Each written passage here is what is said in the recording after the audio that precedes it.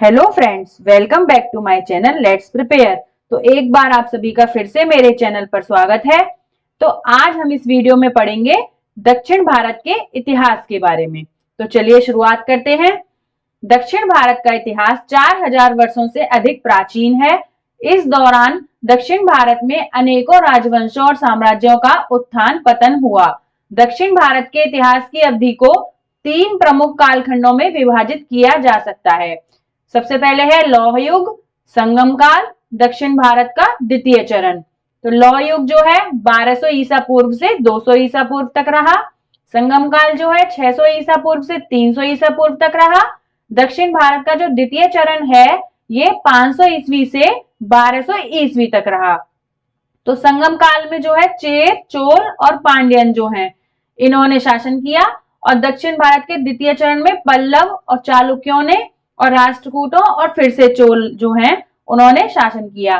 तो आपने देखा होगा ये चोल जो है दोनों में आए हैं। तो इसके बारे में मैं आगे विस्तार पूर्वक बताऊंगी।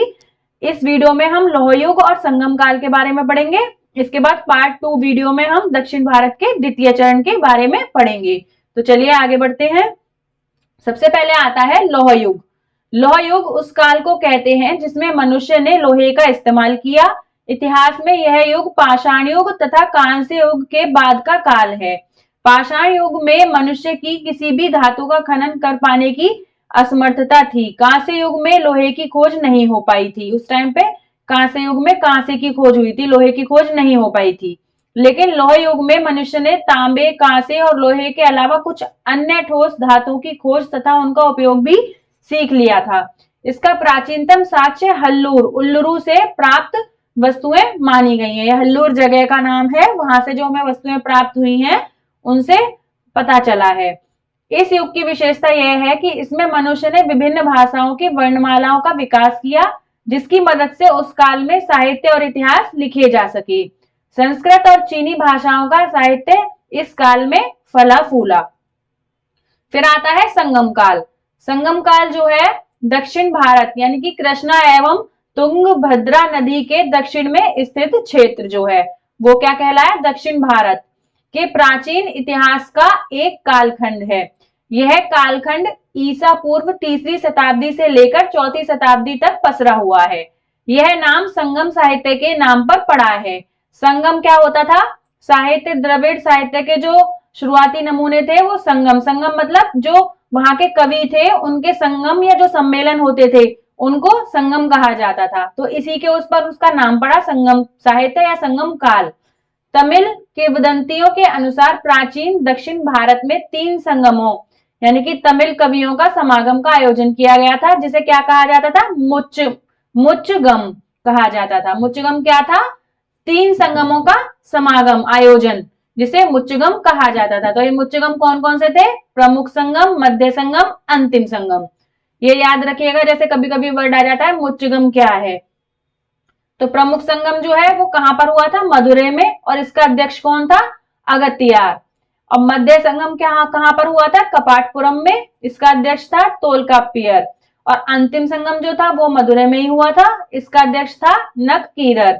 इतिहासकार तीसरे संगम काल को ही संगम काल कहते हैं और पहले 2 संगमों को पौराणिक मानते हैं। ये जो तीसरा संगम काल जो था इसको संगम काल कहते हैं, जो पहले 2 संगम हुए थे इनको पौराणिक मानते हैं। संगम युग के दौरान कृष्णा नदी के दक्षिण में स्थित भारतीय प्रायद्वीप का दक्षिणी छोर 3 राज्यों में विभाजित था। कौन कौन से, चेर, चोल और पांड्य में। संगम काल जो है वो 3 राज्यों में विभाजित था, चेर, चोल और पांड्य में। संगम काल के साहित्य से इन राज्यों के बारे में जानकारी मिलती है। ये कृष्णा नदी के बराबर में दिखाए गए हैं, चोल राज्य, चेर और पांड्य राज्य। तो चेर राजवंश जो है उसके बारे में देख लेते हैं। चेर दक्षिण भारत का एक राजवंश था। संगम कालीन राज्यों में ये सबसे पुराना माना जाता है। इसको ऐत्रेय ब्राह्मण ग्रंथ में केरल पुत्र संस्कृत के नाम से भी जाना जाता है, केरल पुत्र के नाम से जाना जाता है।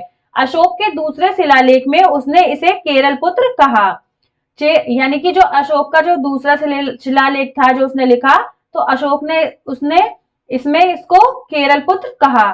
चेर राज्य का प्रथम शासक उथयान चेरल अथान था। चेर राज्य का प्रतीक चिन्ह धनुष था। इनका प्रतीक चिन्ह क्या था? धनुष था। याद रखिएगा, चेर राजवंश जो था, चेर राज्य का जो प्रतीक चिन्ह था वो क्या था? धनुष था। और प्रथम शासक था उथयान चेरल अथान। चेरों का शासन काल संगम साहित्य युग के पूर्व से आरंभ हुआ था। इसी काल के उनके पड़ोसी शासक थे चोल और पांड्य। चेर राज्य की राजधानी क्या थी? कोरकई वंजीपुर। इसका विस्तार आधुनिक कोयम्बटूर, सलेम, करूर जिले जो तमिलनाडु में है तथा मध्य केरल के कुछ क्षेत्रों के पास केंद्रित था। कुडुक्को इंजेराल इरपोई अंतिम चेर शासक था। जो ये नाम दिया हुआ है कुडुक्को इंजेराल इरपोरई अंतिम चेर शासक था।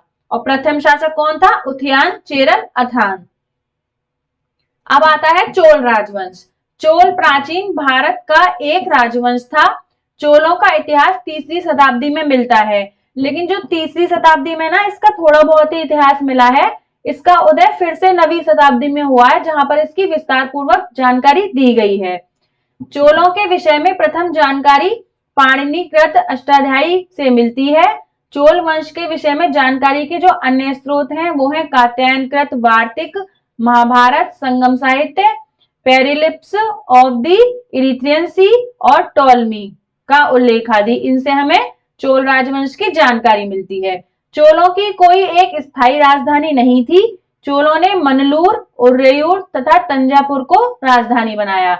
चोलों का जो प्रतीक चिन्ह था वो क्या था? बाघ। जैसा अभी पीछे पढ़ा था, चेर जो है उनका प्रतीक चिन्ह क्या था? धनुष।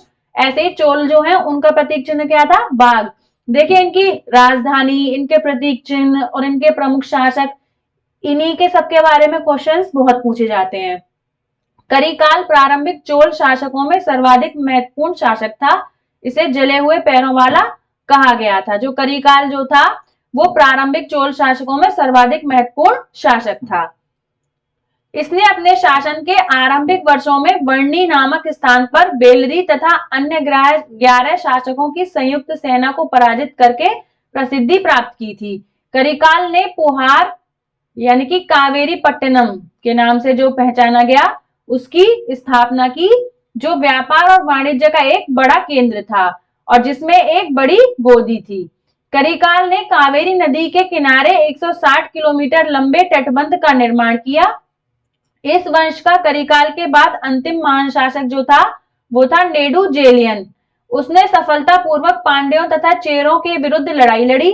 उसकी मृत्यु युद्ध क्षेत्र में हो गई। ईसा की तीसरी शताब्दी से 9वीं शताब्दी तक चोलों का इतिहास अंधेरे में था। तो जैसा कि मैंने आपको बताया था कि 9वीं शताब्दी में एक बार इनका फिर से उदय हुआ और उसी टाइम में इनका विस्तारपूर्ण वर्णन दिया हुआ है। 9वीं शताब्दी के मध्य में ही चोल नरेश विजयालय ने चोल शक्ति का पुनः उद्धार किया। अब आता है पांड्य राजवंश। पांड्य साम्राज्य उस समय दक्षिण भारत में प्राचीन तमिल राजवंश के सबसे महत्वपूर्ण राज्यों में से एक था। पांड्यों का इतिहास लगभग तीसरी शताब्दी ईसा पूर्व से तीसरी शताब्दी ईसवी तक विभिन्न स्रोतों जैसे महापाषाण दफन, तमिल ब्राह्मी में शिलालेख और संगम साहित्य की तमिल कविताओं में किया गया है। पांड्यों के इतिहास को पांड्य मंडलम, थेन मंडलम या पांड्य नाडु कहा जाता है। जो पांड्यों के क्षेत्र को क्या कहा जाता है? पांड्य मंडलम, थेन मंडलम और पांड्य नाडु कहा जाता है। जो वैगई और तमिरापारणी नदियों द्वारा सिंचित क्षेत्रों को छोड़कर चट्टानी पहाड़ी क्षेत्रों और पर्वत श्रृंखलाओं में स्थित है। यह उस स्थान पर स्थित था जहां वर्तमान में तमिलनाडु के तिरुनेलवेली, रामनाड और मदुरै जिले स्थित हैं। ये कहां पर स्थित था? तमिलनाडु के जो ये 3 जिले स्थित है वहां पर ये स्थित था। मदुरै ने पांड्य साम्राज्य की राजधानी के रूप में कार्य किया। पांड्य यानी कि जो पांड्य साम्राज्य की राजधानी थी वो क्या थी? मदुरै। पांड्य वंश का प्रतीक चिन्ह क्या था? मछली। इनका प्रतीक चिन्ह क्या था? मछली। पांड्य युग के दौरान बंदरगाह शहर कोरकई और राज्य की राजधानी मदुरै व्यापार और वाणिज्य के प्रमुख केंद्र थे। रोमन साम्राज्य के साथ व्यापार करना व्यापारियों के लिए लाभदायक था। यहाँ तक कि पांड्य शासकों ने रोमन सम्राट ऑगस्टस के पास दूत भेजे। तो इस वीडियो के सेकंड पार्ट में हम दक्षिण भारत का जो दूसरा भाग है उसके बारे में विस्तारपूर्ण पढ़ेंगे। तो मेरी वीडियो आपको पसंद आई हो तो प्लीज मेरे चैनल को लाइक और सब्सक्राइब करें। Thank you.